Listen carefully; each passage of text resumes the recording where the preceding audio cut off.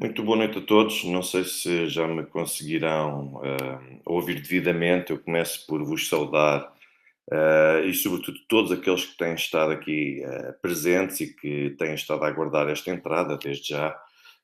Uma vez mais, as minhas desculpas, já começa a ser tradição, mas não é uma boa tradição, de estar a iniciar atrasado estes diretos, mas às vezes simplesmente acontecem, temos sempre imprevistos. Eu começo por agradecer desde já ao Sr. João Carlos Gebro Ribeiro, desde logo pela contribuição que fez, uma importante contribuição sem dúvida, e também uma forma de reconhecimento de tudo o que naturalmente vamos fazendo aqui no canal. Espero que consigam, para todos os efeitos, ouvir-me adequadamente. Não sei se será o caso ou não. Conseguem ouvir-me? Espero que sim. Conseguem com certeza. Portanto, é o que interessa, é que as pessoas, para todos os efeitos, consigam ouvir-me, porque parecemos estar aqui a dar um erro, mas espero também que me consigam ver.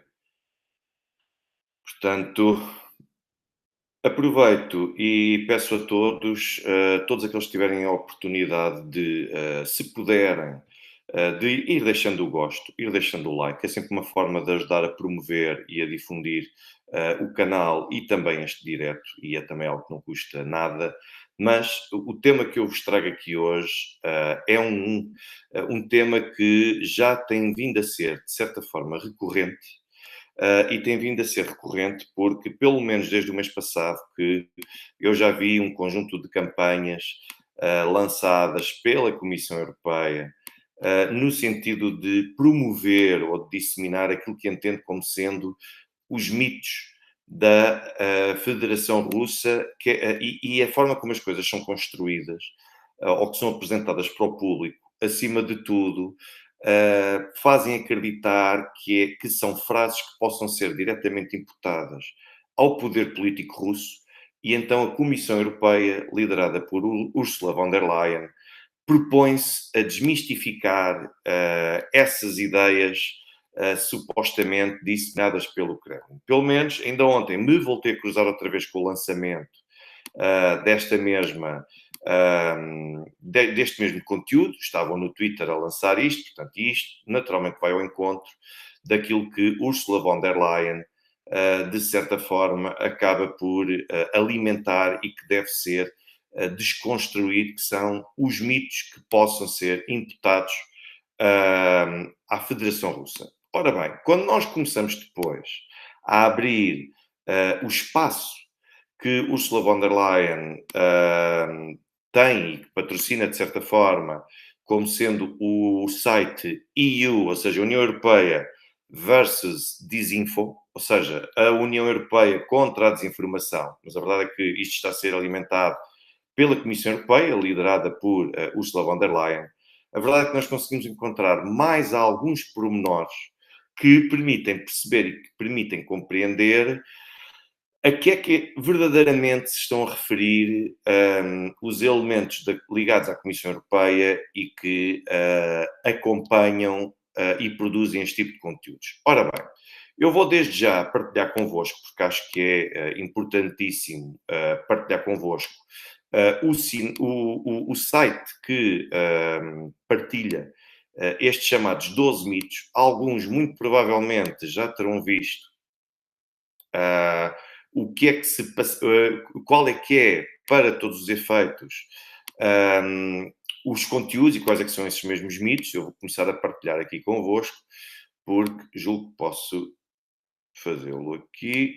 Esperem lá. Mas mesmo assim, acho que não custa nada estar a mostrar-vos aquilo que a Comissão Europeia considera ser os mitos que a Federação Russa, para todos os efeitos, vai alimentando. Ora bem, o que é que nós poderemos desde já começar por dizer relativamente a todos estes conteúdos?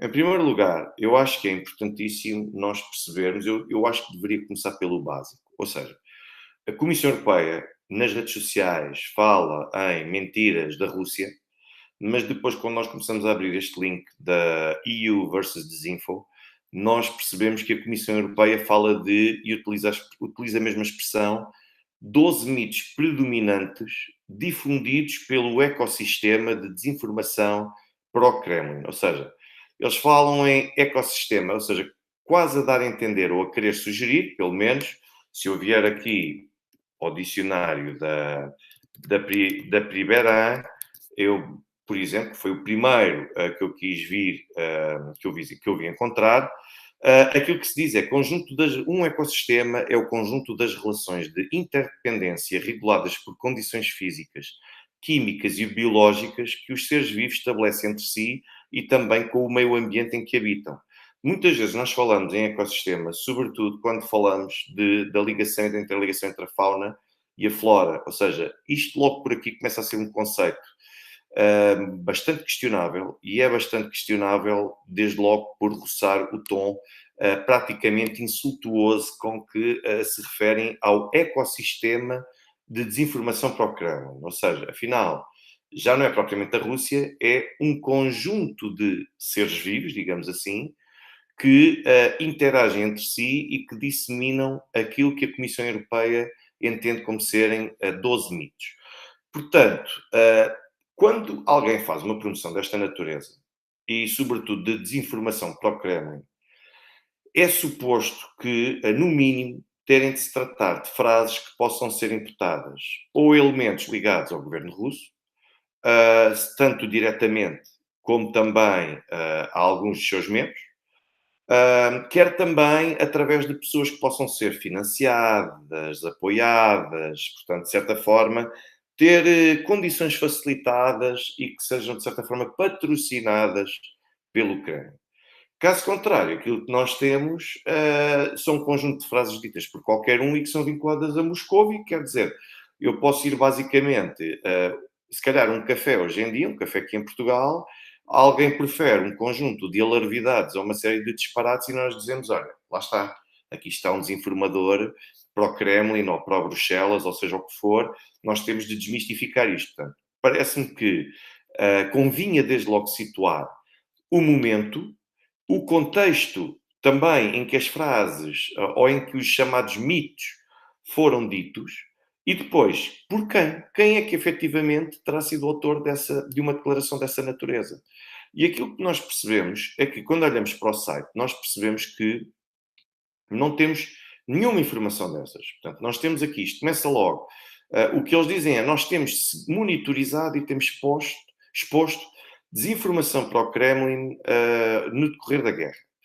E, neste ponto de vista, nós vamos expor 12 mitos predominantes sobre a guerra que têm sido ativamente disseminados lá está, pelo ecossistema de desinformação para o Kremlin. Portanto, a forma como as coisas são expostas fazem crer que quem, de facto, profere estes mitos faz parte daquele habitat natural ou daquele ambiente que é o Kremlin.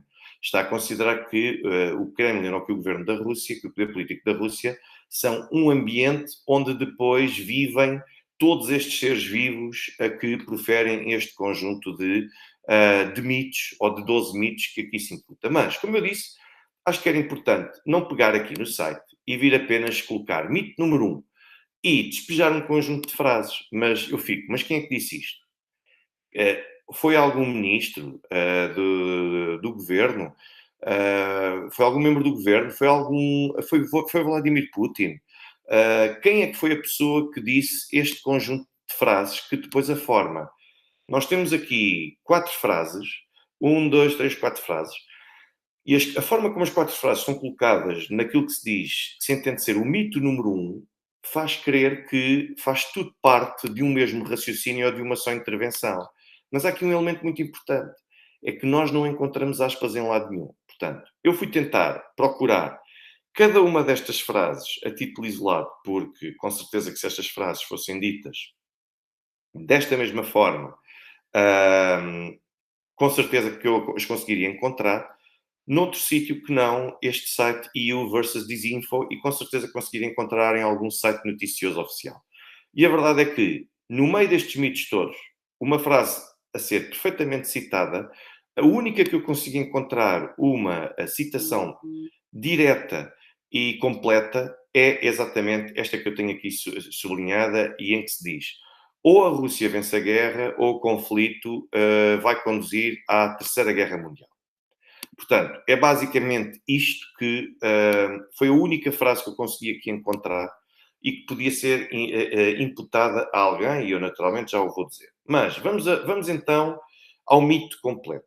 A Comissão Europeia entende que o mito número 1 compreende as seguintes frases: uma vitória russa é inevitável, ou a Rússia vence a guerra, ou o conflito conduzirá à Terceira Guerra Mundial, o apoio militar ocidental à Ucrânia escala a situação e prolonga o sofrimento, e o único caminho para a paz é a desmilitarização da Ucrânia. Portanto, volto a dizer, a forma como tudo isto está exposto faz crer que faz tudo parte de um mesmo discurso proferido por alguém que, no mínimo, é apoiado, financiado, patrocinado, apadrinhado pela Ucrânia. E depois a resposta que a Comissão Europeia dá perante este mito e que considera como sendo um facto, entre aspas, é: o apoio militar ocidental está a ajudar a Ucrânia a manter o seu direito à legítima defesa que está consagrado na Carta da ONU. Ou seja, o mito diz respeito a alhos e a Comissão Europeia responde com bugalhos e é isso que considera facto.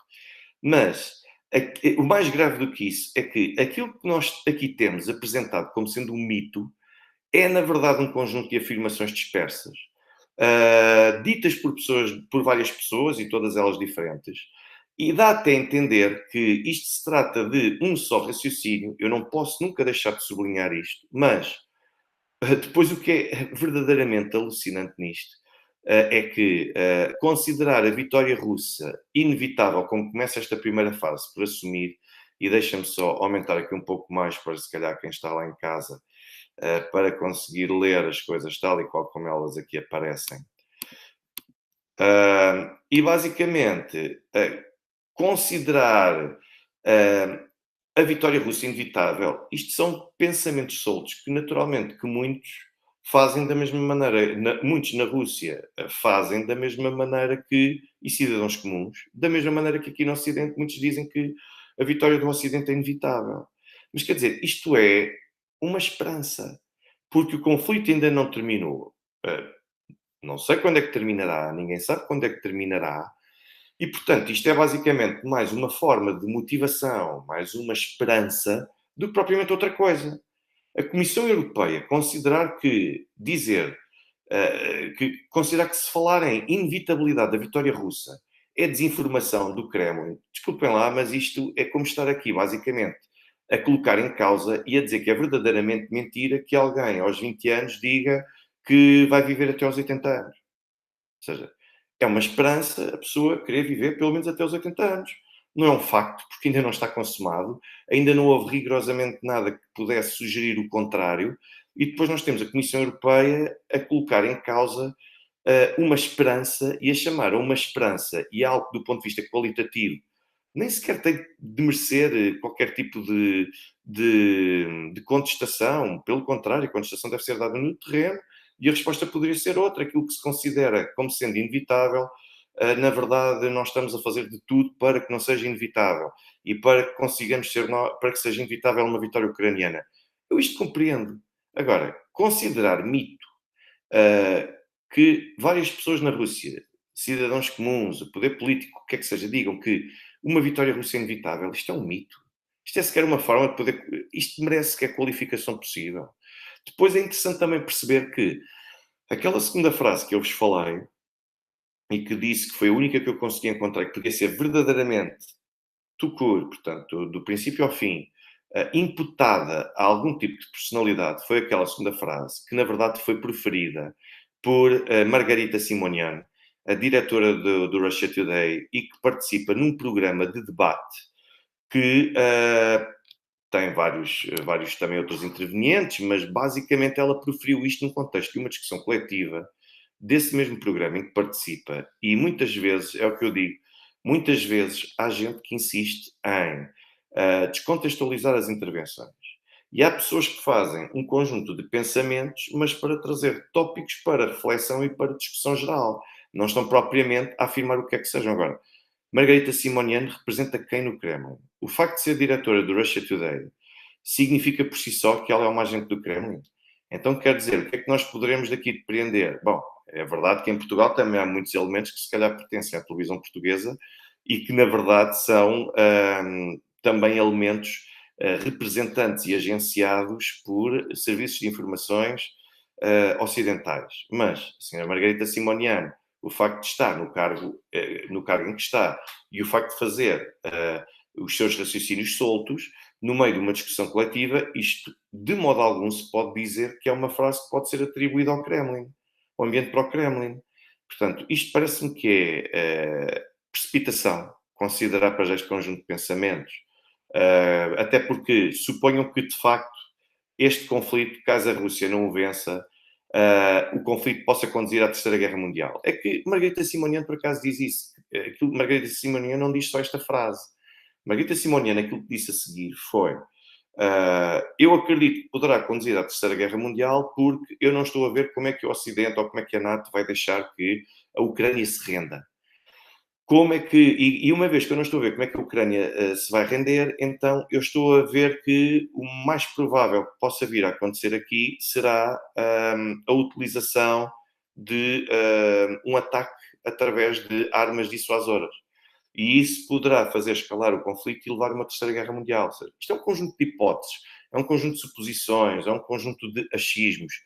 A própria não está a dizer que isto vai, de alguma forma, verificar-se no curto prazo, nem sequer está a anunciar.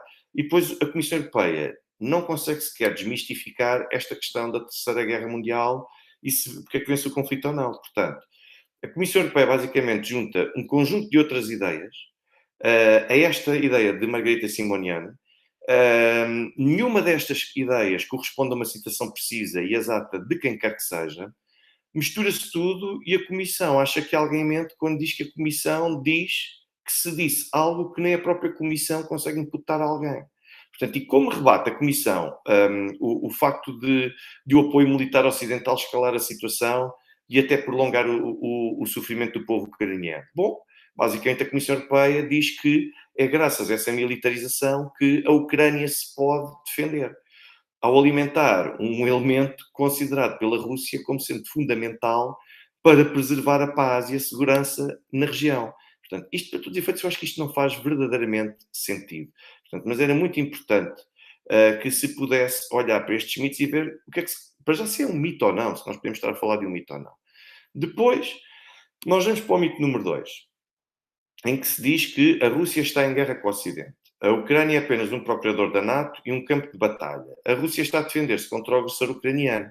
Qual é que é a resposta da Comissão Europeia? É que a Rússia lançou uma invasão em larga escala a 24 de fevereiro de 2022, os ucranianos estão a defender o seu país e a NATO não está em guerra nem com a Rússia, nem com os russos.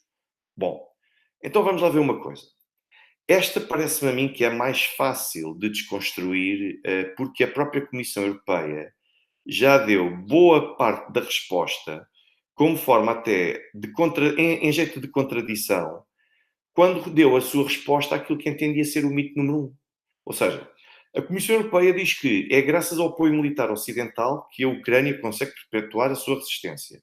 Mas depois, a própria Comissão Europeia diz que não está em guerra com a Rússia e diz que é um mito que a Ucrânia seja apenas um proxy, ou um procurador, por assim dizer, da NATO, e que seja um campo de batalha. Bom, então vamos lá ver uma coisa. Formalmente, a verdade é que não há uma guerra entre a NATO e a Rússia. Mas, quando os países da NATO e a própria União Europeia aprovam e aplicam sanções contra cidadãos russos, o que é que isto demonstra? Isto demonstra, desde logo, cidadãos russos comuns, que estamos perante hostilidades, ou perante um grau de hostilidade elevado e que é promovido, quer pela NATO, quer pela União Europeia, para com os russos. Porque atingem, para todos os efeitos, diretamente anónimos, que não têm rigorosamente nada a ver com as decisões que são tomadas do ponto de vista político. E depois, ao enviarem sucessivamente diverso equipamento militar para o terreno e insistirem que a Ucrânia deve até continuar a defender-se, na verdade, aquilo que eles estão a fazer é usar o território da Ucrânia como tubo de ensaio para pôr à prova a capacidade militar russa, para também testar o seu próprio armamento e conseguir desgastar a própria Rússia, e depois, para todos os efeitos, quando insistem que a Ucrânia deve continuar a defender-se, basicamente o que eles estão a fazer é pressionar a Ucrânia para combater contra a Rússia. O que, no ponto de vista do direito internacional, nós podemos mesmo falar dos casos dos grupos ou dos Estados que são financiados e apoiados por terceiros Estados, passando, na verdade, a ser patrocinados para poderem atuar em seu nome, direta ou até indiretamente. Portanto, a Comissão Europeia vir dizer que é falso que, de facto, o Ocidente esteja a travar, através da Rússia, através da Ucrânia, combates e hostilidades com a Rússia, peço imensa desculpa, mas isto é uma questão de retórica e é do mais desonesto que pode haver. Portanto, ainda no outro dia nós tivemos a Ministra dos Negócios Estrangeiros da Alemanha que disse que nós estamos em guerra com a Rússia. Foi um desabafo que fez. Nós vemos quase todos os dias entrarem-nos pela janela dentro, e sobretudo pela televisão e pelos jornais, vários discursos de governantes europeus que vêm dizer que é preciso continuar a aprovar sanções, é prestar mais ajuda militar à Ucrânia, uma Ucrânia que, se não fosse essa ajuda, a Ucrânia não tinha capacidade para estar a lutar contra a Rússia. E depois vem dizer que, não, nós não estamos em guerra com a Rússia. Nós não temos nada rigorosamente de hostilidades a travar com a Rússia. Quer dizer, isto é desonesto. E já sobre a questão de a invasão em larga escala ter iniciado a 24 de fevereiro de 2022, vamos lá ver. Sim, a Rússia iniciou uma intervenção em larga escala em território ucraniano a 24 de fevereiro de 2022, o que por si só parece ser um reconhecimento tácito de que, afinal, a Rússia não estava no Donbass, nem esteve na Crimeia, quando muita gente fala daquela questão dos homenzinhos verdes, que é mais outro mito, de que eram russos que estavam a combater sem uniformes propriamente ditos oficiais, mas estavam a combater do lado da Crimeia e também que estiveram a combater no Donbass. Portanto, isto parece até ser um reconhecimento, mas a verdade é que importava que a Comissão Europeia verdadeiramente identificasse quando o momento em que verdadeiramente iniciou a guerra na Ucrânia. Porque foi seguramente há mais de 9 anos, não foi seguramente a 24 de fevereiro de 2022. Depois temos o mito número 3, que também é um mito curioso. Ou seja, a Ucrânia ambiciona obter armas nucleares, atacar infraestrutura nuclear civil e esconde armas em centrais energéticas nucleares. A Ucrânia está a desenvolver uma bomba suja, a Dirty Bomb. E a resposta que a Comissão Europeia dá para desmistificar aquilo que considera ser um mito é: a Ucrânia tem estado livre de armas nucleares desde 1994 e a Agência Internacional de Energia Atómica não encontrou qualquer evidência que conduza a uma bomba suja, atividades nucleares não declaradas ou materiais na Ucrânia. Bom, vamos então a factos. A verdade é que, e eu vou começar por partilhar aqui algumas notícias, porque a verdade é que o governo de Zelensky, ainda em 2021, fazia chantagem com o Ocidente, ameaçando recuperar o seu potencial nuclear se a Ucrânia não fosse integrada na NATO. E eu vou começar desde já a mostrar-vos algumas notícias que são importantes. Reparem que eu para já começaria por uma entrevista que Volodymyr Zelensky deu. Aliás, deixem-me ver se eu primeiro consigo encontrar, porque havia uma entrevista prévia. Havia uma entrevista de 24, aliás, de fevereiro. Portanto, onde é que isto está? Está aqui, já estou a ver. Portanto, eu vou conseguir partilhar aqui convosco. Vou abrir aqui uma janela aqui ao lado dos mitos para vos mostrar esta entrevista do presidente Volodymyr Zelensky. Aliás, foi um discurso na Conferência de Segurança de Munique realizada há 3 anos, portanto, em 2020. Vejam que, na altura, Zelensky, pronto, ia de fato e gravata, já não ia propriamente com outro tipo de conteúdos e outro tipo de indumentária, e agora vejam que aquilo que verdadeiramente Zelensky aqui diz. Esperem que. Onde é que isto está? Kremlin. Eu queria ver se encontrava. Porque ela estará por aqui, ela estará por aqui. Bom, deixem-me ver, mas isto não está fácil, mas eu sei que ela está por aqui. Anda por aqui aquela frase onde. Ah, aqui está.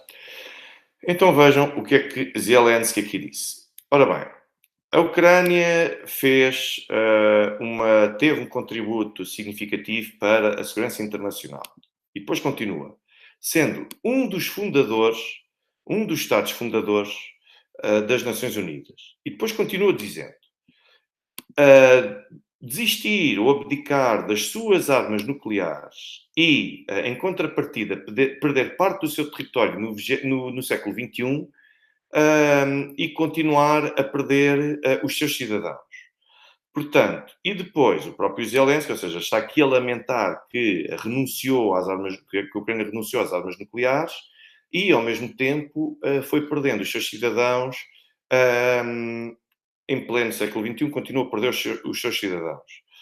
E depois continua dizendo que é por isto que a Ucrânia hoje tem todo o direito de falar sobre a ineficiência, a eficácia do mundo, das normas ou da ordem mundial existente e a necessidade de reconsiderá-las e de revê-las.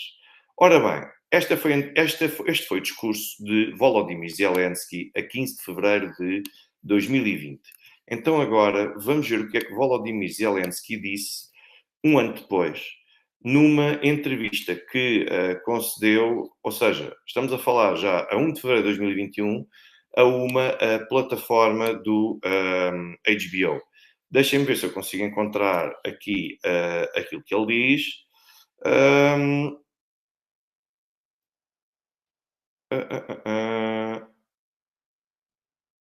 Deixem-me ver se encontro. Deixem-me ver. Ah, ok. Deixem-me ver se eu consigo situar aqui, porque isto não é fácil. Onde é que ele está? A pergunta que lhe fizeram, porque às tantas perguntas. Às tantas a jornalista pergunta-lhe: não se sentem traídos na Ucrânia por causa do não cumprimento das garantias de segurança após o abandono de armas nucleares no início dos anos 90 do século passado e por causa do incumprimento do Memorando de Budapeste? Bom, e de facto, reparem que a questão é colocada sobre se eles não se sentem traídos, atraiçoados pelo facto de terem cedido armas nucleares em troca de um conjunto de outras consequências e de garantias que foram dadas através do Memorando de Budapeste. Bom, e de facto, vejam como é que Zelensky começa por dizer. Zelensky começa por responder: bom, em regra geral, eu acredito que isto foi uma traição à Ucrânia, que atraiçoaram a Ucrânia. Eu acho que isto foi um tremendo erro. Portanto, foi exatamente quando ele diz para um tremendo erro, está a referir-se naturalmente ao facto de terem renunciado às armas nucleares. E depois continua aqui para baixo, respondendo o seguinte: eu compreendo que as armas nucleares são terríveis, mas se nós tivéssemos armas nucleares na Ucrânia, neste momento, se nós não tivéssemos cometido um tremendo erro na altura, eu acredito que hoje, eu hoje acredito que isto foi um erro, então não teria havido invasão e nós teríamos os nossos territórios neste momento, porque nós poderíamos sempre falar de igual para igual com a Federação Russa e com o mundo inteiro, portanto, apenas isso. Portanto, vejam que ele próprio lamenta, e se pudesse ser hoje, ele não teria tomado aquele tipo de decisão, que na altura foi tomado pela liderança política ucraniana. Claro que depois, a seguir, na entrevista, perguntam-lhe: você pensa em em fazer regressar a Ucrânia ao estatuto de potência nuclear? E ele diz: eu acho que isto é uma coisa errada de se fazer hoje, certo? Afinal, nós não nos devemos não devemos transformar os humanos, não nos devemos tornar de humanos para bestas ou para animais. No final, a civilização não venceria, poderia até eventualmente vencer. Não interessa como nós tratamos a democracia, como o Churchill disse, mas não há nada do que o mundo hum, atualmente. Mas depois ele próprio vem dizer que, mesmo com todas as desvantagens da democracia, com todas as desvantagens do desarmamento nuclear, com todos os desafios que vierem a ser tomar, ele próprio diz que nós devemos manter-nos humanos. Mas a verdade é que aquilo que lhe perguntam é se a Ucrânia tem ambições nucleares no sentido de se armar, e aquilo que Zelensky diz, depois de ter elogiado fortemente o caráter dissuasor que ter armamento nuclear poderia ter, o próprio Zelensky diz que a forma como responde é responder ao seu uso. Portanto, perguntam-lhe quanto à possibilidade de se rearmar, não de as usar, e aquilo que Zelensky diz é que usá-las seria terrível e que seria uma péssima ideia. Mas vamos mais a fundo e vamos ver, portanto, isto foi em fevereiro de 2021, início de fevereiro de 2021, e agora vejam esta notícia que passou na imprensa turca, não me lembro de a ter visto na imprensa portuguesa ou em boa parte da imprensa ocidental, e agora vejam deste jornal turco, AA, que diz que a Ucrânia ambiciona armas nucleares para garantir a sua defesa. Portanto, o enviado ucraniano à Alemanha avisou as preparações reais da Rússia para a guerra e depois aquilo que ele vem dizer, veio dizer que ah, ou nós estamos, ou nós somos parte de uma aliança como a NATO, e podemos também ajudar, contribuir para tornar a Europa mais forte, ou então nós temos apenas uma opção, que é armar-nos a nós próprios. E depois diz, Kiev pode talvez considerar o seu estatuto nuclear. E depois diz mesmo, de que outra forma é que nós podemos garantir a nossa defesa? Portanto, nós temos aqui, basicamente, um, o enviado especial da Ucrânia a considerar a hipótese de a Ucrânia ter de se armar se não der entrada na Ucrânia. E reparem que isto depois voltou a ter acompanhamento, por exemplo, voltou a ter teve cobertura também pela Al Jazeera. Estamos a falar de 2 meses depois daquela entrevista de Zelensky e vejam que o embaixador de Kiev para a Alemanha apelou à Aliança de Segurança Transatlântica para garantir um estatuto de membro à Ucrânia. Senão, a Ucrânia pode ambicionar desenvolver armas nucleares. Por amor de Deus, não me venham dizer que nunca a Ucrânia ponderou ter armas nucleares, que isso não era uma hipótese. Portanto, não me digam isso, porque estão aqui a ser citados pela imprensa da altura, 16 de abril de 2021. E eu ainda vou mais longe, eu ainda vos mostro aqui também um documento de análise, em que vêm mesmo apelar aos Estados Unidos, por parte do Cato Institute, em que vem mesmo dizer que os Estados Unidos devem rejeitar a chantagem nuclear ucraniana. E em que eles próprios depois desenvolvem por aqui fora todo um conjunto de análise em que vêm dizer, basicamente, que não é possível que a Ucrânia possa continuar a fazer este tipo de chantagem de ou nós entramos na NATO ou então nós acabamos por estar por ambicionar e por desencadear a vontade de nos rearmarmos. Portanto, vocês vejam que isto é o Cato Institute, que para todos os efeitos tem um conjunto de personalidades, naturalmente ligadas ao Ocidente. Basta procurarem o nome de muito boa parte desta gente e, portanto, como vocês veem, todas estas pessoas, para todos os efeitos, são pessoas que acabam por estar aqui ligadas e por fazer uma análise a este tipo de análise ocidental. E como vocês podem ver, vocês veem de onde é que vêm naturalmente os fundos. Portanto, isto é um organismo que foi criado a título ocidental. E depois, aquilo que nós temos também em simultâneo é eles próprios a dizerem que é para o Ocidente não ceder a este tipo de chantagens que se vão fazendo aqui e ali por parte dos ucranianos com o objetivo de quererem pressionar a entrada na NATO. Portanto, a Ucrânia ameaçou o Ocidente de que, e até a própria Rússia, com a hipótese de desencadear e desenvolver armamento nuclear. Portanto, e até de se rearmar nuclearmente. Portanto, não digam que Putin está a mentir neste aspecto. Simplesmente não está a mentir. E dizer que ele está a mentir numa coisa destas, claramente que isto é uma pura falta de noção quanto àquilo que está aqui a ser dito. Depois, temos um mito número 4. Também é um mito curioso. Que é, toda a Europa apoiou a invasão da Alemanha nazi à União Soviética, tal como a Europa está agora a apoiar a Ucrânia nazi. A Rússia está a continuar a grande guerra patriótica na Ucrânia para se livrar para livrar o mundo dos nazis.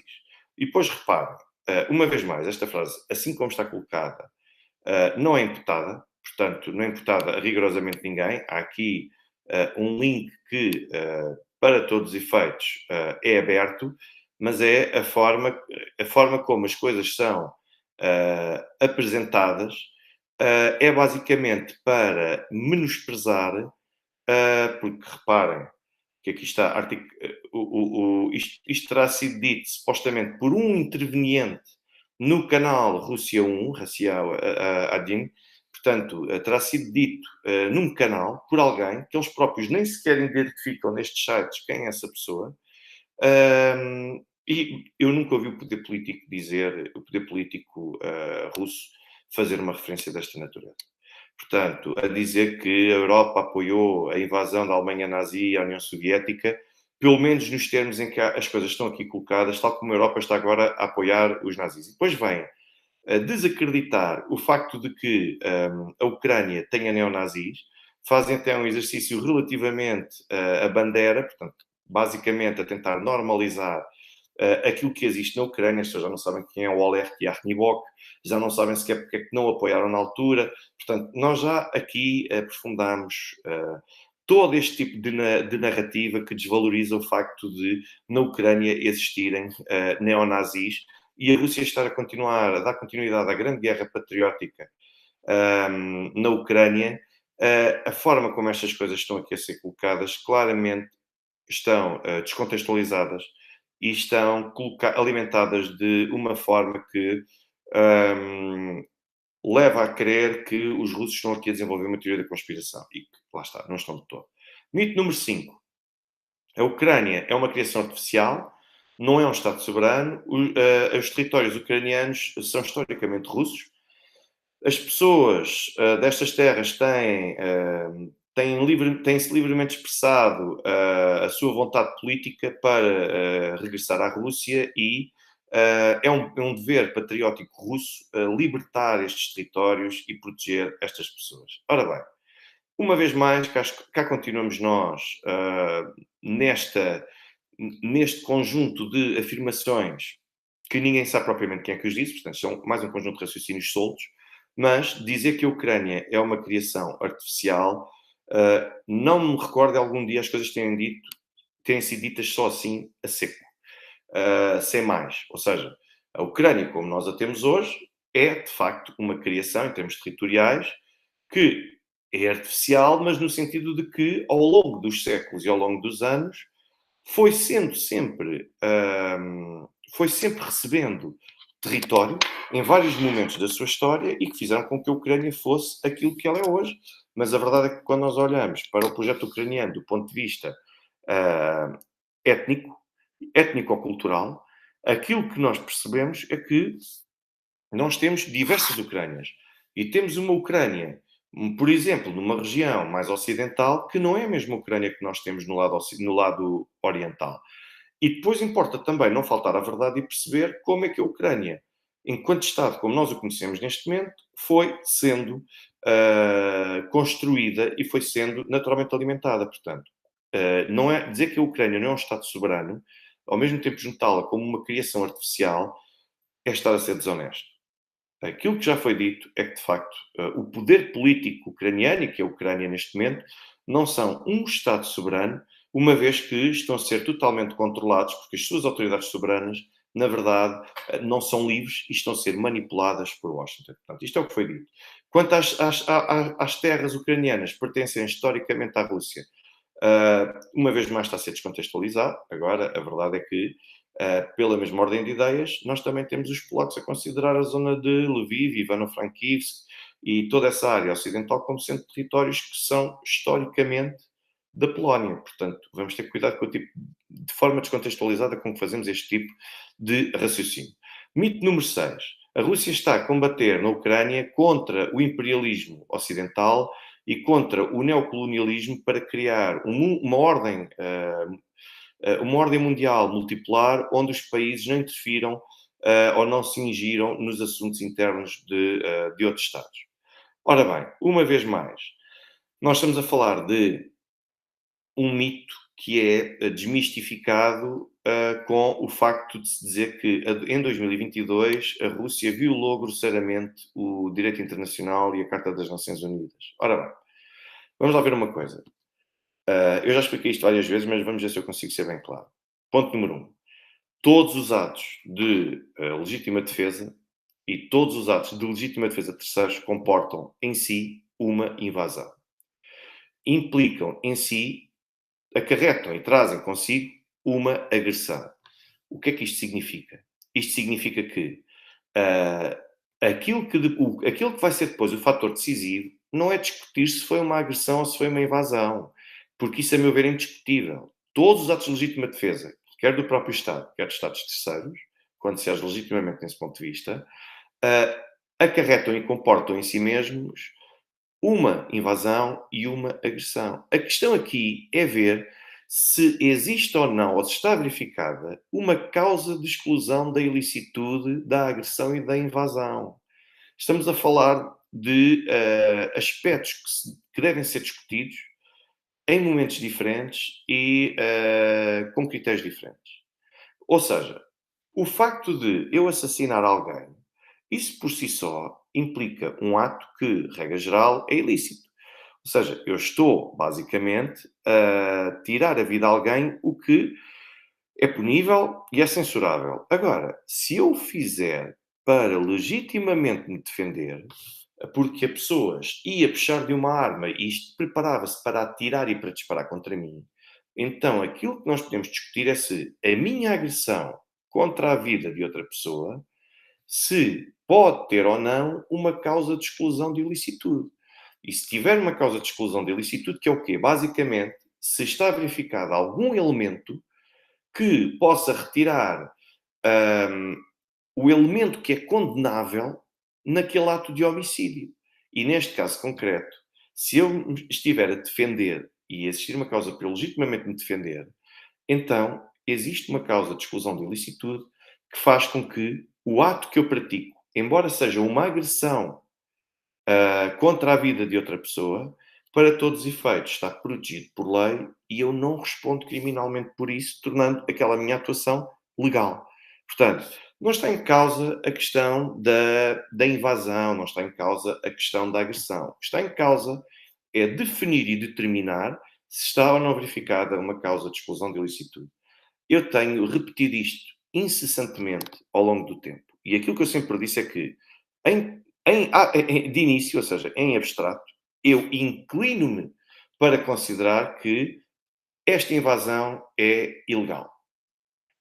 Mas, da mesma forma como as intervenções da NATO, quer no Kosovo, quer depois também na Jugoslávia, quer na Síria, quer no Iraque, quer no Afeganistão, quer na Líbia, todas elas, por parte dos países ocidentais, todas elas também são ilegais.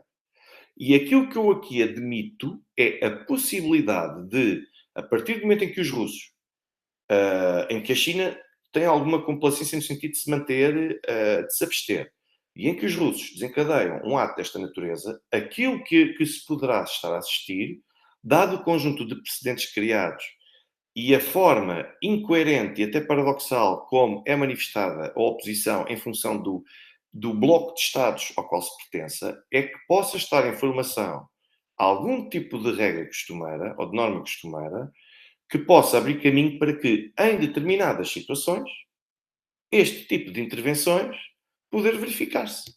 E Ou podemos fazer este entendimento, ou fazemos o segundo, que é, verdadeiramente, nós estamos perante uma causa de legítima defesa da própria Rússia, legítima defesa de terceiros, e depois poderemos discutir. Portanto, nem sequer se discute, é necessário discutir os casos precedentes, porque a Rússia terá uma razão mais do que suficiente para poder exercer essa agressão e essa invasão, ou tem pelo menos dois motivos, mas aquilo que nós poderemos depois discutir é se essa legítima defesa ou tem sido exercida com critérios de necessidade e proporcionalidade ou não.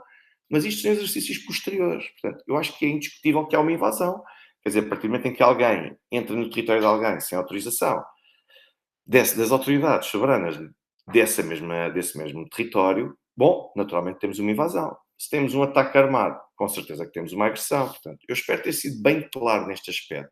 Espero que possam ter compreendido o que é que verdadeiramente está aqui em causa relativamente a esta questão. Portanto, a questão de invasão é estar a chover no molhado. É uma questão verdadeiramente estéril. E quando se diz, a Rússia anexou ilegalmente a Crimeia no mesmo ano. Mas esperem lá, a Rússia não utilizou a Força Armada na Crimeia. Isto é estar a desvalorizar, uma vez mais, a intenção que existe e a motivação que existe na Crimeia, desde a dissolução da União Soviética, de se poder desligar de vez da Ucrânia. Mas eu também já debati, já aprofundei isto inúmeras vezes. Portanto, isto é estar outra vez a insistir num mito que a Rússia está a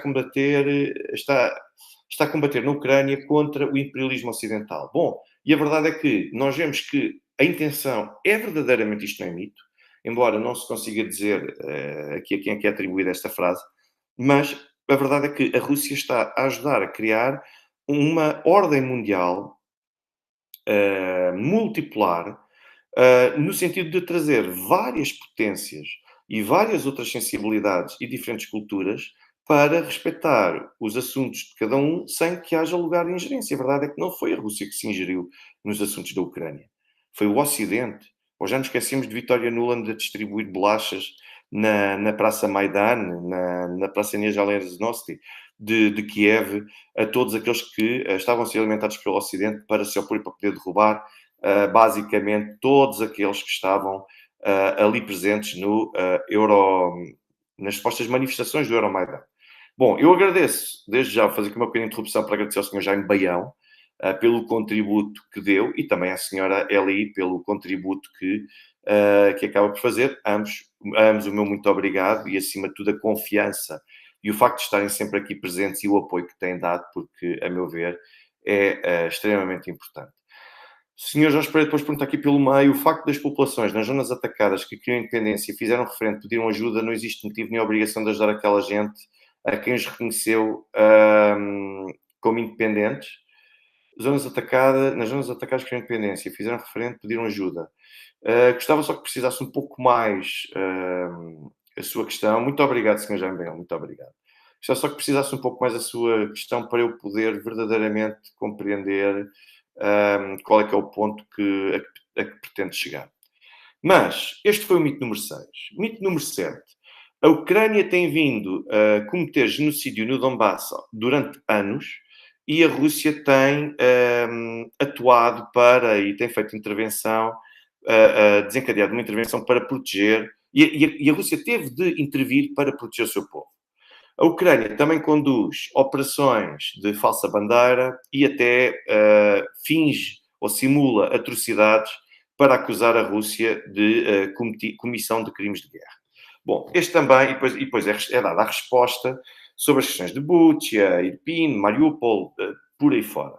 É assim, a verdade é que, quando depois eles citam os ataques dos russos a civis e infraestruturas, certamente que a Comissão Europeia se está a esquecer e passa completamente ao lado os relatórios da OSCE e que, para todos os efeitos, são relatórios que acabam por denunciar as violações de cessar-fogo, as violações dos acordos de Minsk, os sucessivos ataques que foram conduzidos por parte das Forças Armadas ucranianas para combater a população da área russófona. E, aliás, basta vermos, por exemplo, o papel que o jornalista Bruno Amaral de Carvalho tem vindo a fazer no Donbass, e ele é só um de muitos que tem exposto os sucessivos ataques, por exemplo, em Donetsk, que tem sido uma cidade fortemente flagelada contra infraestruturas civis, contra os próprios civis, em que temos, de facto, os ucranianos a atacarem os próprios cidadãos que eles consideram ucranianos, por um lado, mas por outro lado já são russófonos. Portanto, importava também conseguir distinguir, dissecar e compreender, afinal, o que é que se passa e qual é que é o entendimento que as autoridades de Kiev fazem sobre as origens desta população. E é curioso ainda perceber que a Ucrânia também conduz operações de falsas bandeira e conduz atrocidades para acusar a Rússia de comissão de crimes de guerra. Bom, a verdade é que nós já tivemos, basta recordar o famoso míssil que caiu em território polaco e que imediatamente lá vieram os ucranianos dizer que quem disparou e quem utilizou aquele míssil foram os russos. Isto é um simples caso. Temos também o caso de Dnipro, isto olhando para casos mais recentes, em que houve um prédio, um prédio habitacional civil que foi atacado, ou que foi pelo menos destruído, e foi destruído em grande parte porque terá sido um míssil de defesa antiaéreo da Ucrânia que, para interceptar um míssil russo que se dirigia a um alvo militar, acabou por depois causar danos colaterais para esse tipo de edifícios e assassinou um conjunto de pessoas. Isto foi reconhecido pelo Alexei Orestovich, como vocês sabem, que era conselheiro do assessor de Volodymyr Zelensky, que até lhe terá custado definitivamente o seu cargo no apoio ao presidente. Portanto, não vamos estar aqui com ilusões, porque a questão de Bucha precisa de ser investigada, mas não é investigada pela Procuradoria-Geral ucraniana. E não é a Procuradoria-Geral da República Ucraniana que fornece provas, portanto, para que os outros depois investiguem como tem, de facto, acontecido. Portanto, vamos lá ver. É importante que sejamos sérios na forma como nós olhamos para isto. Além de que, de acordo com o Gabinete de Direitos Humanos da ONU, portanto, estes atos podem constituir crimes de guerra, mas importa decidir e conseguir demonstrar, fazer prova, que isto ainda é muito importante, para, de facto, demonstrar que foram provocados por russos contra civis, deliberadamente contra civis, ou se estavam a atacar alvos civis, mas que por algum motivo estavam a ser utilizados para fins militares por parte dos ucranianos. Portanto, importa distinguir isto tudo. E não podemos só ouvir uma das partes que defendem a verdade. Mito número 8. A Rússia está a combater e a conduzir uma guerra santa contra os satanistas ateus e sem Deus na Ucrânia para proteger o cristianismo e para proteger os valores tradicionais. Uma vez mais, o conjunto de frases que são aqui atribuídas basicamente são atribuídos a um conjunto são inspiradas naquilo que o Departamento de Estado dos Estados Unidos chama na sua página de figuras públicas de propaganda estatal, e eu até vos vou mostrar para vocês perceberem de onde é que vêm estas expressões. Putin, o Kremlin não usaram este tipo de expressões. Portanto, mas, de repente, alguém fala, por exemplo, no Solovyov, ou seja, basicamente aquilo que a Comissão Europeia está a fazer é inspirar-se um pouco nesta página do Departamento de Estado dos Estados Unidos e onde é que está a satinização? Está aqui. Figuras públicas de propaganda de Estado começaram a falar que a Rússia encarna as forças do bem e falam mesmo em confrontos metafísicos entre as forças do bem e do mal e de uma guerra santa que a Rússia tem de ganhar. Depois diz aqui, sites de desinformação por procuração do Kremlin, portanto, aqui pelos vistos já não há dúvidas, como uma página chamada Newsfront, associada ao Serviço de Informações, ao FSB, e o Tsargrad, portanto, também já está também sinalizado. Portanto, quando falamos de organismos russos, é logo fácil colocar-lhes o rótulo de proxy. E depois eles próprios acabam por mostrar aqui, quem que basicamente que proxies são esses. E então vejam, o Departamento de Estado do Tesouro, portanto, ele é que acaba por considerar o que é proxies, mas quando nos referimos à Ucrânia estar a agir em nome da NATO, aí já ninguém acaba por qualificar, seja o que for. Então vejam que, além de falar, por exemplo, do patriarca da Igreja Ortodoxa da Rússia, que faz referência àquilo que são as ações fratricidas de uma guerra santa fratricida, portanto, está a falar assim nestes termos, mas é o líder religioso, não está a falar de satanização, nem nada que o valha. Mas vejam que depois, quem diz que os ucranianos são satanistas, ou são satânicos, é o oligarca russo Konstantin Malofeev. Portanto, e quem é o Konstantin Malofeev?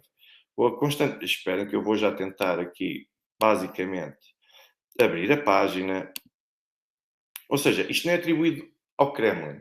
Isto é atribuído a um membro da Duma que, depois, aqui a páginas tantas, vem a uma página que nem sequer é oficial dos russos. Portanto, aqui diz a primeira Rússia de Tsargrad, portanto, Pervi Ruski Tsargrad.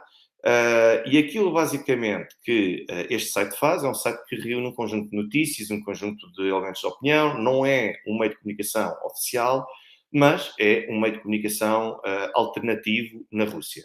E então, quer dizer, alguém escreve a 18 de abril de 2022, este deputado, este membro da Duma, escreve isto em nome próprio para um site que nem sequer é um site oficial de poder político, da Duma, ou sequer para um órgão de comunicação social, e a Comissão Europeia diz que tenta imputar isto como se fosse parte de alguém ligado à Rússia. Portanto, isto não é desonestidade, isto é o quê? Depois falam ainda no Vladimir Solovyov. Aqui está mais um.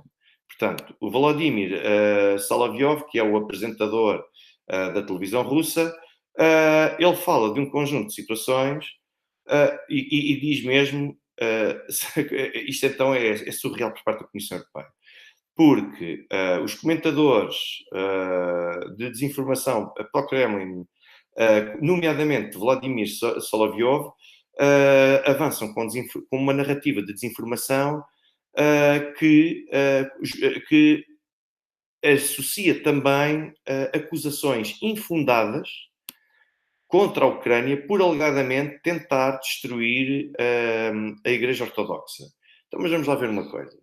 Não é nos últimos anos, não foi o Conselho de Direitos Humanos, o gabinete do Alto Comissário para os Direitos Humanos das Nações Unidas, que denunciou no relatório próprio, que eu já o mostrei aqui neste canal, onde falam e reconhecem um conjunto de factos em como foram expropriados bens à Igreja Ortodoxa da Rússia, do Patriarcado de Moscovo, em como há agressões a ministros e a fiéis da Igreja Ortodoxa do Patriarcado de Moscovo. Isto está tudo documentado. Há a destruição de locais de culto. Isto está tudo documentado pelas Nações Unidas. E depois vem dizer que aquilo que o Vladimir Solovyov diz que são acusações infundadas por alegadamente tentarem destruir a Igreja Ortodoxa. Então, mas vamos lá ver. As Nações Unidas só servem para corroborar o discurso que nós queremos ou servem de facto para tudo? Era muito importante conseguir desmistificar um pouco aquilo que aqui está dito. Portanto, depois a questão do satanismo. Nunca houve ninguém ligado ao poder político que o dissesse.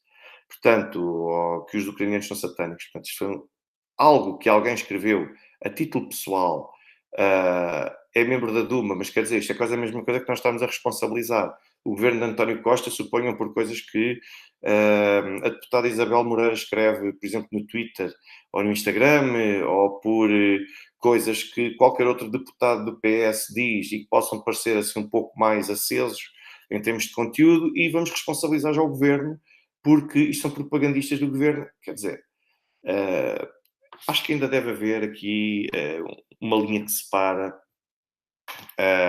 estas realidades. Ora bem, outro dos meus preferidos é o mito número 9, que acusa os Estados Unidos de financiar, desenvolver e operar programas de desenvolvimento, programas secretos de desenvolvimento de armas biológicas em laboratórios na Ucrânia, de testar armas biológicas no local, ah, na população local, digo, e de armar a Ucrânia com armas biológicas para atacar a Rússia. Ora bem, então a Comissão Europeia diz que isto é mito.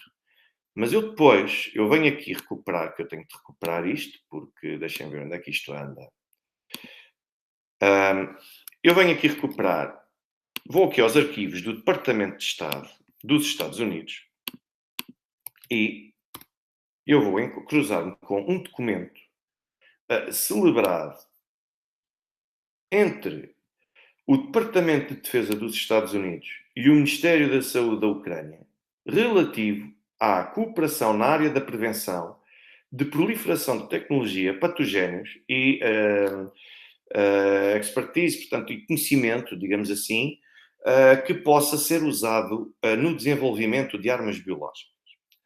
Este acordo vem aqui contemplar e admitir a criação de vários laboratórios em solo ucraniano e vem admitir vários laboratórios em solo ucraniano, mas que depois existe um outro acordo também que foi implementado já após Euromaidan e que dá para e em que o que é que basicamente se negocia é que a Ucrânia seja ajudada, auxiliada a prevenir a proliferação de tecnologia, patogénios e também para partilha de experiências e de conhecimentos relativamente identificados pelo Ministério da Saúde.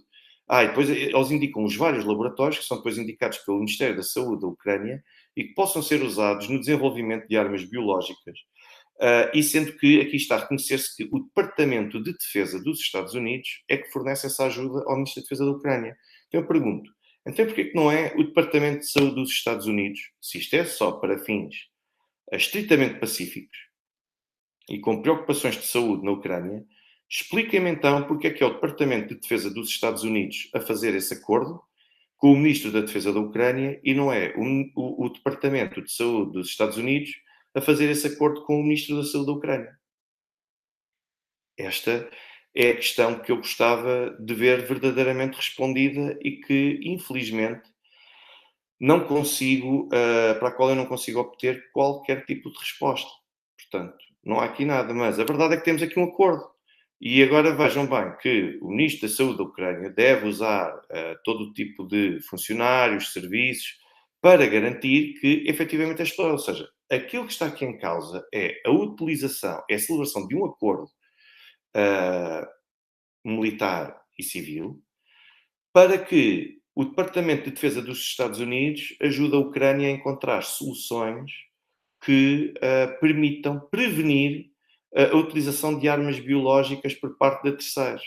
E como é que isso é feito? Através do desencadeamento. Isso só se consegue fazer de uma forma verdadeiramente eficaz se desenvolver, para todos os efeitos, tecnologia ou algum tipo de fenómeno que cientificamente terá certamente o seu rótulo e o seu nome, para poder ser testado e garantir que a Ucrânia poderá ser defendida. Se de facto isto já foi usado ou não em pessoas ucranianas, os conheço, não tenho aqui qualquer tipo de elemento. Agora, que de facto existe aqui, então quer dizer, o Departamento de Defesa dos Estados Unidos celebra um acordo com o Departamento de Saúde da Ucrânia. Existe o interesse por parte dos ucranianos, sobretudo, em terem este tipo de grau de conhecimento e tecnologia. E depois, vemos aqui neste artigo 3º que é o Departamento de Defesa que financia as despesas que mais interessam aos ucranianos. Portanto, há aqui um interesse significativo por parte da Ucrânia ou por parte dos Estados Unidos que justifica que sejam eles próprios, através do Ministério da Defesa, a explorarem este tipo de projetos com vista ao desenvolvimento de armas biológicas para conseguirem, de certa forma, garantir a defesa a fundamento oficial é esse, da população ucraniana. Agora reparem que o Ministério da Defesa, diz aqui no artigo 4º, é que deve fornecer assistência e ajuda ao Departamento de Defesa durante a implementação deste acordo. Mas, ou seja, basicamente temos o Departamento de Defesa dos Estados Unidos que, através da autorização concedida pelo Ministério da Defesa, tem liberdade para poder explorar todo o tipo de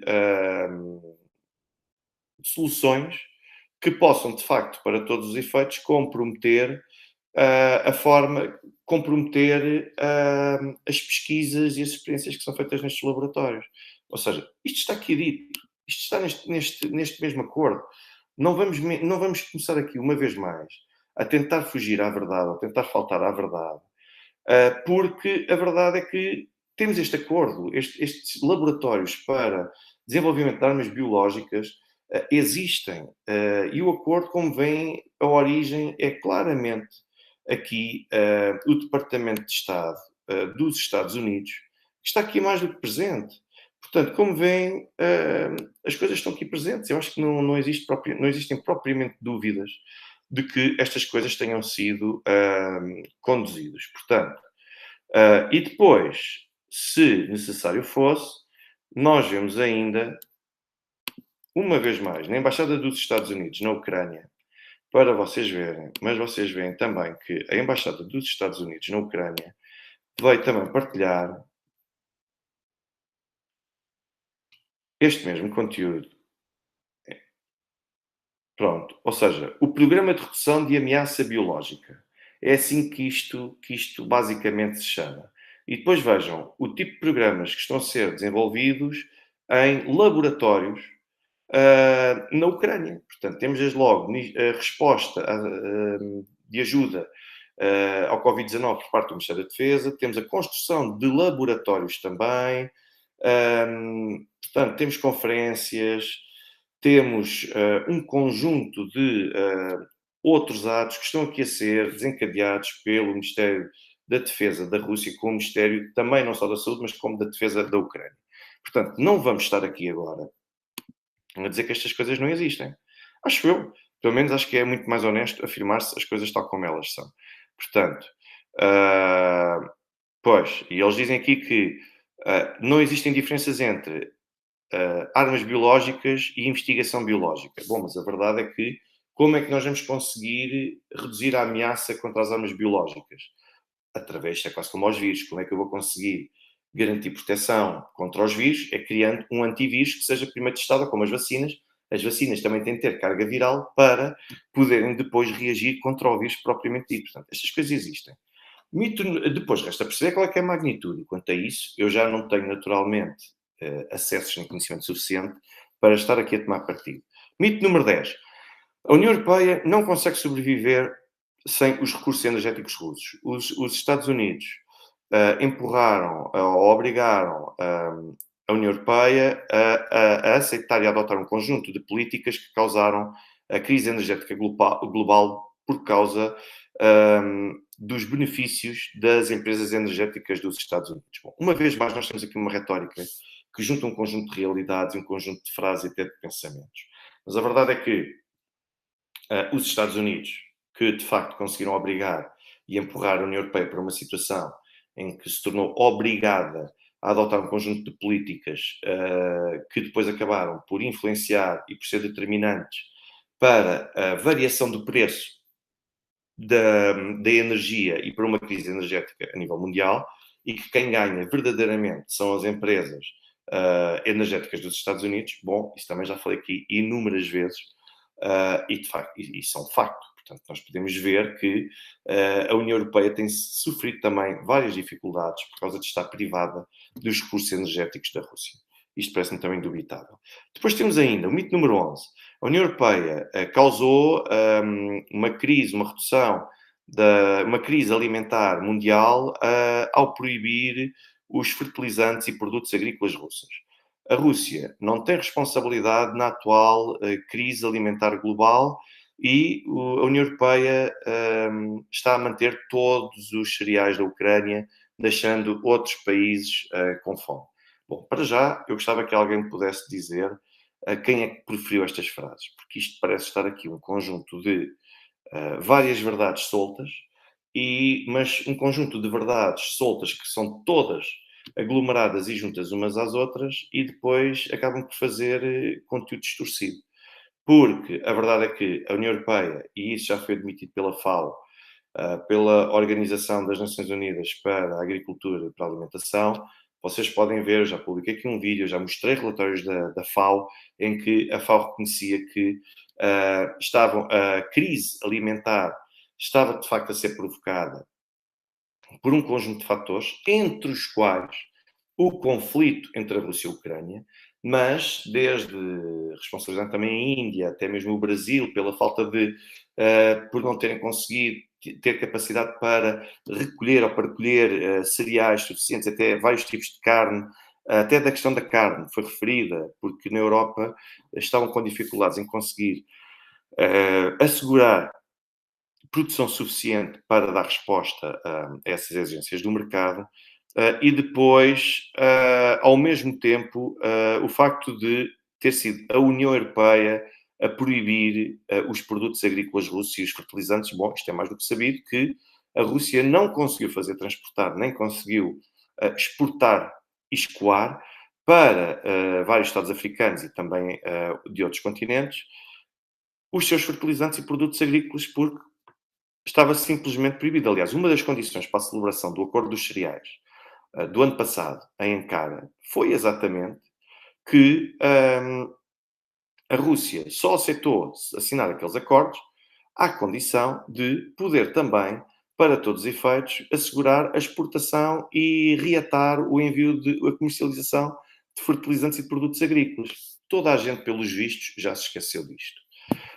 Depois, o mito número 12, também outro dos meus preferidos. As sanções ocidentais contra a Rússia são ilegais e causam preocupação a nível mundial. As sanções desestabilizam a economia global e conduzem, levam a um aumento do custo de vida dos cidadãos comuns por todo o mundo. As sanções não têm qualquer tipo de efeito, não têm qualquer tipo de efeitos na economia russa e a Rússia tem provado que as sanções não funcionam. Bom, em primeiro lugar, importa, e claro que depois a Comissão Europeia vem aqui insistir que tudo isto é mentira, que as sanções reduzem os meios de financiamento da guerra e para com que a Rússia adquire as componentes militares para o seu complexo industrial militar, portanto, ou seja, depois de terem dito várias vezes e ao longo de vários meses que agora que a Rússia iria sofrer sanções sem precedentes, que a Rússia iria colapsar, que a economia russa, que já não havia alimentos nas mercearias da Rússia, que, ou seja, que a Rússia não iria conseguir sequer sobreviver enquanto país. Depois temos um relatório por parte do FMI do mês passado, que vai mostrar que, afinal, a Rússia teve uma contração da sua economia muito longe daquilo que muitos vaticinavam de estado de colapso. Foram 2,1% de contração do PIB. Para este ano já se prevê crescimento e um crescimento até maior do que muitos países da União Europeia. Em termos de receitas, as receitas da Rússia o ano passado dispararam porque o valor dos recursos energéticos disparou. O pouco que escoava em termos quantitativos permitia depois vender por muito mais e ultrapassava até o conjunto de o valor que era na altura utilizado para poder ser utilizado para qualquer tipo de fins. Portanto, como veem, este sim é mais um mito da Comissão Europeia que continua a insistir que não existe sequer nada que a Rússia possa fazer, porque a Rússia está a ficar fragilizada, etc, etc. Mas vejam uma das notícias mais recentes que vieram aqui trazer. Lembram-se da questão das sanções a partir de agora? As nossas companhias estão proibidas de voar no espaço para a Rússia e no espaço aéreo russo, sobrevoar o espaço aéreo russo, como os russos estão também proibidos de sobrevoar o espaço aéreo da União Europeia. Então, vejam bem quem é que tem beneficiado com isso e quem é que tem perdido com isso. Portanto, vejam, a revista Fortune publicou no passado dia 20 de fevereiro, não sei se isso passou por cá, as companhias aéreas europeias, basicamente, deixem-me ver, as companhias aéreas europeias dizem que existe uma vantagem injusta para as companhias aéreas chinesas, em virtude de elas serem as únicas que estão, às quais é permitido voar sobre o território russo. Portanto, as companhias aéreas chinesas podem chegar à Europa sobrevoando o espaço aéreo russo e, como tal, têm a vantagem de fazer voos diretos entre Pequim e território europeu e, ao mesmo tempo, também de oferecer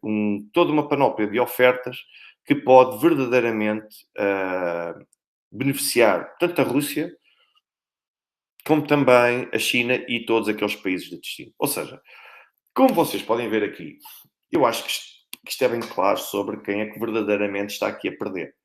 Portanto, como vocês podem ver, a Rússia, se tem impacto das sanções, atenção, nunca ninguém disse que as sanções não tinham qualquer tipo de impacto na Rússia.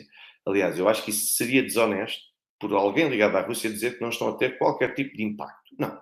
As sanções têm sempre impacto, nem que seja no facto de que as relações entre a Rússia e todos os Estados da União Europeia acaba por se reduzir significativamente e logo por aí nós temos uma balança comercial que passa a registrar valores muito mais baixos e em alguns setores passa até a registrar valores nulos. Ou seja, este impacto é inegável. Portanto, claro que as sanções têm impacto. Agora, dizer que as sanções iriam ter o impacto de arrasar a Rússia, arrasar a economia, que iriam impedir Putin de continuar a financiar o aparelho e a agenda militar de Moscou, eu acho que isso aí, a partir daí, já é ir longe demais. Portanto, estes são os 12 mitos. São estes 12 mitos que eu vos quero deixar. Eu não quero prolongar muito mais o direto para também não ser exaustivo.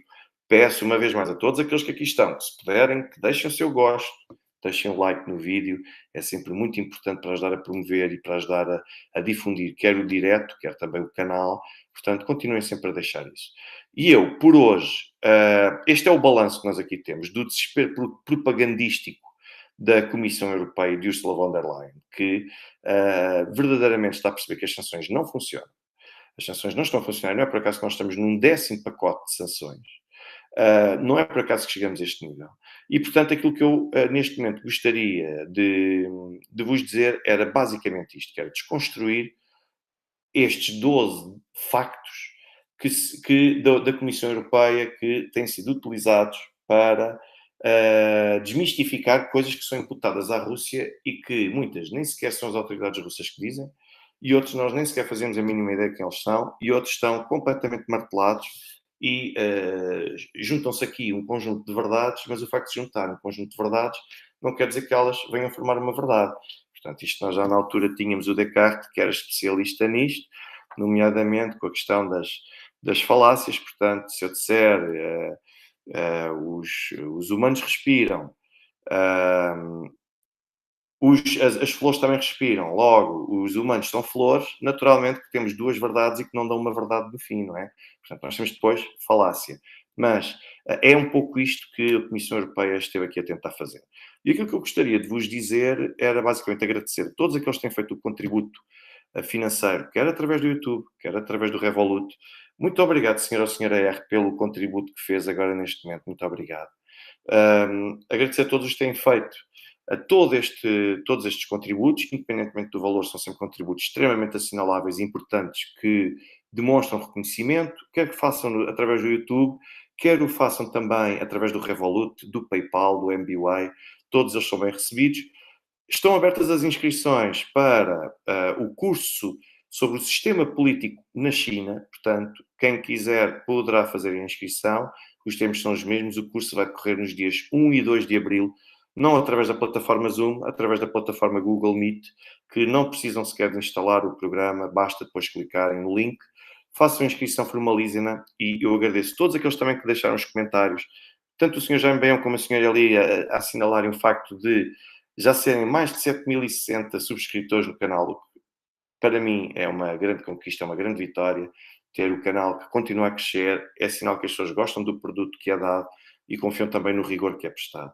Agradeço também todos os vossos comentários, todas as vossas dúvidas, observações, porque é tudo isto, não me canso de dizer, que contribui para que o canal possa continuar a crescer cada vez mais e mais. Portanto, desde já fica o meu sincero agradecimento a todos. Desejo uma boa noite e também a continuação de uma ótima semana. Até à próxima.